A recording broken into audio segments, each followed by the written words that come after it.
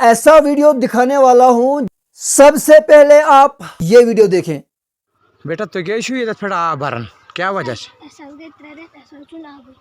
ये मोकर आब क्या इशू चवन तो ये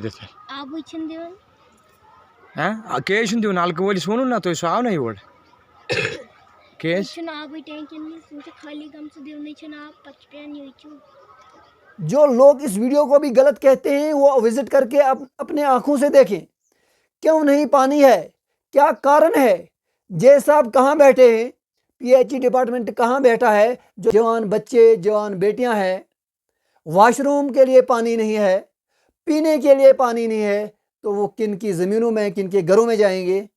अगर हौज बने हैं, टैंकियाँ बनी है, तो उनके अंदर पानी क्यों नहीं है। ये जे साहब की लापरवाही है और जे साहब इन चीज़ों को इग्नोर करते हैं।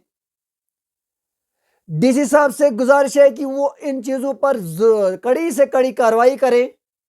हालांकि जे साहब के नॉलेज में ये पूरी और पूरी बात होती है किस जगह क्या कमी है, लेकिन काम को पूरा क्यों नहीं करवाया जाता।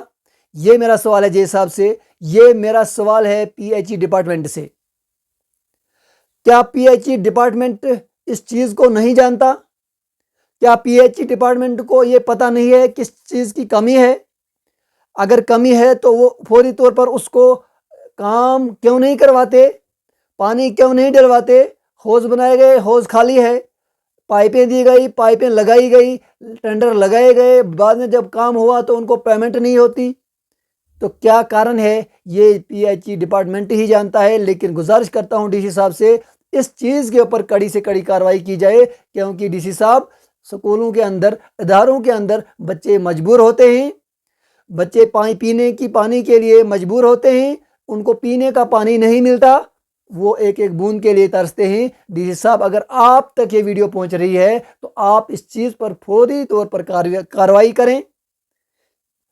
आपसे गुजारिश है कि जहां जहां भी हौज बने हैं उनके अंदर पीएचई डिपार्टमेंट पानी डाले और लोगों को पानी मिले। आप अगर वीडियो पर नए हो तो आप ज़रूर चैनल को सब्सक्राइब करना, वीडियो को लाइक करना। अपने भाई को दीजिए इजाज़त। खुदा हाफिज़।